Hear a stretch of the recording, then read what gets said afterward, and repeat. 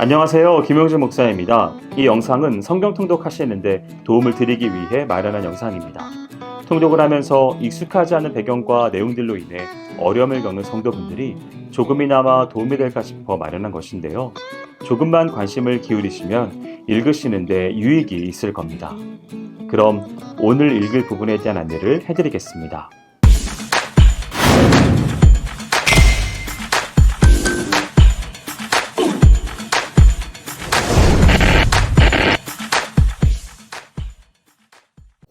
오늘 읽을 본문은 사도행전 7장에서 8장까지입니다. 7장은 모세 및 구약 율법과 성전에 대해 모독하고 심지어 하나님마저도 모독한다는 죄목으로 유대주의자들에 의하여 체포된 스데반이 이에 대한 변진적 설교를 마치고 순교하는 기사를 보도하고 있습니다. 1절에서 19절은 스데반의 설교로 족장시대의 역사를 기술하여 하나님의 구속 역사가 언약과 믿음에 의하여 흐르고 있음을 소개합니다. 먼저 아브라함을 통해 역사하신 하나님에 대해 소개하고 있습니다. 하나님께서는 아브라함을 주권적으로 선택하시고 언약을 맺음으로 구원의 소망을 주셨고, 이에 아브라함은 믿음으로 응답하여 선민 이스라엘의 조상이 되었습니다.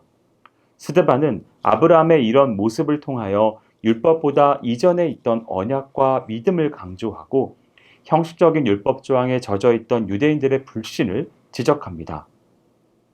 그래서 구원의 계시는 원래 언약에 의해 주어진 것이며 이것은 오직 믿음으로 말미암는다는 사실을 교훈합니다. 이어서 요셉을 통해 역사하신 하나님에 대해 소개하고 있습니다. 스데반은 희비와 영유혹이 엇갈린 요셉의 일생을 통하여 하나님의 주권적인 섭리와 경륜이 없이는 이루어질 수 없었던 요셉의 모습을 강조합니다. 또한 형들의 간교한 음모에 희생되지 않고 영광을 얻은 요셉의 모습을 유대인의 순환 속에서도 부활하신 예수님의 예표로 삼고 이러한 예수님을 박해하고 거부하는 유대인들의 불신앙을 드러내고 있습니다. 한편 스데반이 아브라함과 요셉의 일생을 통하여 이스라엘의 족장 시대를 개괄한 것은 자신이 이런 구약적 전통에 충실한 자이며 자신이 전하는 복음도 구약의 언약과 어긋나지 않는 것임을 드러내기 위한 것입니다.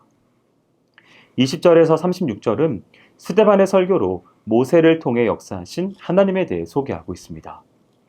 여기서는 모세의 출생 및 성장 배경과 이스라엘을 애굽의 압제에서 해방시키기 위한 모세의 인간적인 계획과 열심 및 그것의 실패로 인한 도피, 그리고 하나님의 부르심 등이 언급되어 있습니다. 당시 유대인들은 율법의 전수자요 이스라엘의 구원자였던 모세를 지나치게 영웅시하면서 모세를 부르시고 그 배후에서 역사하신 하나님을 무시하고 그의 말씀에 불순종하는 잘못을 범했습니다. 이에 스데반은 모세의 일생을 역사적으로 서술하여 먼저 모세와 율법에 대한 자신의 생각이 다른 유대인들과는 다름이 없음을 보여줌으로써 백성들의 그에 대한 고소가 억지인 것을 밝힙니다. 그러나 동시에 다른 한편으로는 모세의 생애 중에서 인간적이고 실패했던 부분을 드러냄으로써 실패자 모세를 위대한 지도자로 만드신 이가 하나님이시라는 것을 강조하여 하나님의 주권적인 섭리와 은혜를 부각시킵니다. 37절에서 43절은 모세의 명령을 거부하고 불순종하여 우상 숭배를 행한 이스라엘 조상들의 죄악된 모습을 지적함으로써 같은 죄악을 답습하고 있는 유대인들을 간접적으로 책망하는 스데반의 설교입니다. 하나님은 모세를 택하시고 그로 하여금 이스라엘 자손을 애굽의 압제에서 구원하게 하셨습니다. 그러나 이스라엘 자손은 하나님의 놀라운 은혜를 체험하고도 시시때때로 하나님의 종 모세를 원망하고 불순종하기를 계속했습니다. 그리고 그들의 이러한 불신앙적인 모습은 모세가 하나님의 율법을 받기 위해 시내산에 올라간 사이에 금송아지 우상을 만들어 그것을 자신들의 애굽에서 인도하신 신이라고 하는 데서 그게 달했습니다.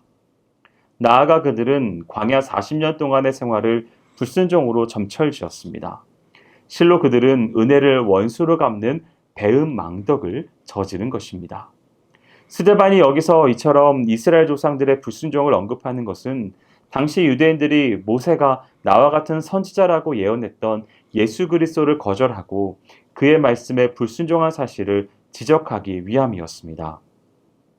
당시 유대인들은 스스로 모세의 사역을 존경하며 그의 율법을 엄격히 준수한다고 생각했지만 그들은 정작 모세가 예언한 예수 그리스도가 오자 그를 배척하고 죽이는 죄악까지 범했던 것입니다. 그리고 지금은 스데반까지도 율법을 거스르는 자로 고소하였던 것입니다. 이에 스데반은 이스라엘 조상들의 불순종의 역사를 서술하여 당시 유대인들 자신들의 모습과 비교하게 함으로써 그들도 조상들과 다름없이 불순종하고 있음을 지적하고 그들이 자랑하는 율법 준수가 형식에 치우친 것임을 책망한 것입니다.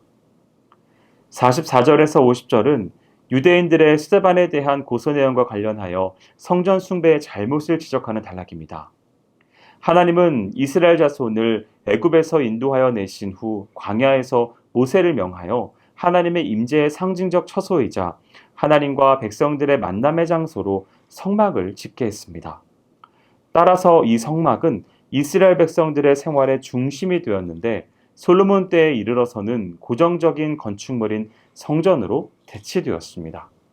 그리고 이후의 성전은 율법과 함께 이스라엘 백성들의 신앙의 핵심적인 요소로 부각되었습니다. 나아가 이스라엘 백성들은 성전이 갖는 참된 의미를 깨닫지 못하고 성전을 숭배하는 잘못을 범하여 형식적인 성전 예배와 성전 제사를 마치 하나님을 만날 수 있는 만능의 방법이라고 생각했습니다. 이에 스데반은 하나님은 성전에 국한될 수 없는 온 우주의 통치자이심과 성전 역시 하나님을 감당할 수 없는 피조물에 불과하다는 사실을 강조함으로써 유대인들의 외식적이고 인본주의적인 신앙을 지적하고 있는 것입니다. 51절에서 53절은 스데반 설교의 결론에 해당하는 부분으로 본문에서 직접적으로 유대인들의 완악함을 책망하고 있습니다. 스데반은 먼저 이스라엘 조상들이 완악하여 의인이 오실 것이라고 예언한 선지자들을 핍박하고 죽인 것을 지적하고 이어 당시 유대인들은 그 조상들의 완악함을 그대로 답습하여 성경을 거스르고 옛날 선지자들이 오시리라고 예언했던 의인, 곧 예수 그리스도를 죽이는 죄악을 저질렀을 뿐만 아니라 율법을 지킨다 하면서도 실제로는 지키지 않았음을 지적하고 있습니다. 그들은 하나님의 선민임을 자처하고 자랑했지만 잘못된 전통과 특권 의식에만 사로잡혀 있었던 것입니다. 54절에서 60절은 스데반이 순교당하는 장면을 다루고 있습니다. 사내들인 공회는 스데반을 죽이기 위해 신성 모독죄와 율법 파괴죄를 적용하였습니다. 이에 스데반은 시종일관 성령 충만한 모습을 유지하였고 심지어 돌에 맞아 죽어가면서도 그를 죽이는 데 가담한 이들의 죄를 용서해달라는 중보의 기도를 드렸습니다. 이 순교를 기점으로 예루살렘 초대교회는 박해가 가중되었고 성도들이 흩어지는 어려움을 당했습니다. 그러나 결과적으로는 도피하는 성도들을 통하여 복음이 유대 전 지역과 사마리아 및 땅끝까지 전파되는 복음의 확장을 가져왔습니다.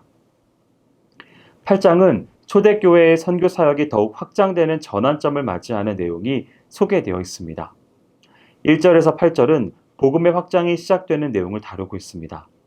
예루살렘 초대교회에 대한 유대교의 박해는 성도들을 유대와 사마리아를 비롯하여 이방 각지로 흩어지게 했으며 결과적으로 복음의 확장을 가져오게 했습니다. 본문은 그 과정에서 있던 하나의 실례로서 7집사 중 한 사람인 빌립 집사의 사마리아 전도를 소개하고 있습니다. 예수님은 땅끝까지 복음을 전하라고 명령하셨는데 빌립 집사의 사마리아 전도를 시작으로 그 명령이 실천 단계에 들어가게 되었습니다. 또한 유대인과 사마리아인 간의 화합과 일치가 시작되었습니다. 유대와 사마리아는 민족적, 종교적으로 매우 불편한 관계에 있었습니다. 그런데 이제 빌립 집사의 복음 전도로 인해 예수 안에서 유대인과 사마리아인 사이에는 감정적인 대립이 사라지고 평화와 사랑의 공동체가 된 것입니다. 9절에서 13절은 전도 사역이 성공적 사례의 하나로 마술사 시몬의 회개를 소개하고 있습니다. 시몬은 본래 마술을 행하던 자로 마술을 통해 사마리아인들로부터 하나님의 능력이라는 찬사를 받던 인물이었습니다. 하지만 빌립 집사의 성령의 역사는 사마리아 사람들의 마음을 시몬에게서 빌립에게로 향하게 했으며 회개의 역사가 일어나게 했습니다. 뿐만 아니라 종국에는 시몬마저도 회개하고 침례를 받게 됩니다. 시몬의 회개가 진실했느냐는 평가의 여지가 있습니다만 이로 인해 많은 사람들이 회개케 되었다는 점에서 의미가 있다 하겠습니다. 14절에서 25절은 사마리아 전도의 소식을 들은 예루살렘 교회의 사도들이 베드로와 요한을 파송하여 침례를 주는 장면과 마술사 시몬이 돈을 주고 성령의 능력을 사려다가 책망받는 모습을 소개합니다. 예루살렘 교회에서 파송한 두 사도는 사마리아 선교의 진상을 파악하고 빌립을 돕기 위하여 방문하였습니다. 이전에 사도들이 예수님을 쫓아 사마리아에 왔을 때는 매우 꺼리는 심정이었지만 이제는 예수님의 사역을 대신하여 복음 전파의 사명을 가지고 왔습니다. 그리고 이들의 안수를 통하여 성령이 임함으로 그동안 쌓여있던 유대와 사마리아의 해묵은 감정이 신앙으로 무너지는 계기가 마련되었습니다. 즉 성령의 능력으로 말미암아 유대인과 사마리아인 사이의 반목과 갈등은 화해와 사랑으로 변화되기에 이른 것입니다. 반면 시몬은 복음을 받아들였음에도 불구하고 영생의 구원보다는 초자연적인 표적과 능력에만 관심을 가지고 있었습니다. 그래서 그는 사도들이 행하는 성령의 능력을 깨닫지 못하고 자신이 개인적 유익과 이익을 위해 추구했던 마술이나 사술과 같은 것으로 혼동하였습니다. 결국 시몬은 돈으로 성령이 임재하도록 하는 능력을 사고자 했는데 이에 책망과 더불어 회개의 권고를 듣게 됩니다. 그럼에도 그는 이를 회피하였습니다. 26절에서 40절은 에디오피아의 여왕의 내시가 그리스도의 복음을 영접하는 사건을 통하여 복음이 온 유대와 사마리아를 넘어 세계로 퍼져나가고 있음을 보여주고 있는 단락입니다. 이 본문은 두 가지 사실을 드러냅니다. 먼저는 성령의 역사입니다. 성령께서는 빌립을 인도하여 에디오피아 여왕의 내시에게로 보내었고 또한 내시가 의심 없이 예수 그리스도에 대한 복음을 받아들이도록 그의 심령을 움직이셨으며 여러 성을 다니며 복음을 전하도록 계속해서 빌립을 인도하셨습니다. 둘째는 내시의 순전한 믿음입니다. 그는 이방인이었지만 하나님을 경외하는 사람으로 유월절을 맞아 예루살렘을 방문했다가 돌아가는 길이었습니다. 또한 말씀에도 깊은 관심을 가진 경건한 사람으로 빌립이 다가갔을 때에 선지자 이사야의 글을 읽고 있었습니다. 그래서 빌립이 예수 그리스도에 대한 복음을 전하였을 때에 그는 주저없이 예수를 구주로 영접하였고 침례를 받는 믿음을 보였습니다.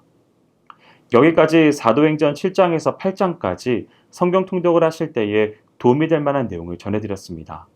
혹시 이 외에 질문 있으시거나 나누고 싶은 이야기가 있으시면 밴드나 댓글로 달아주시면 필요한 도움을 드리겠습니다. 그럼 내일 다시 만나도록 하겠습니다. 동독 화이팅 하세요.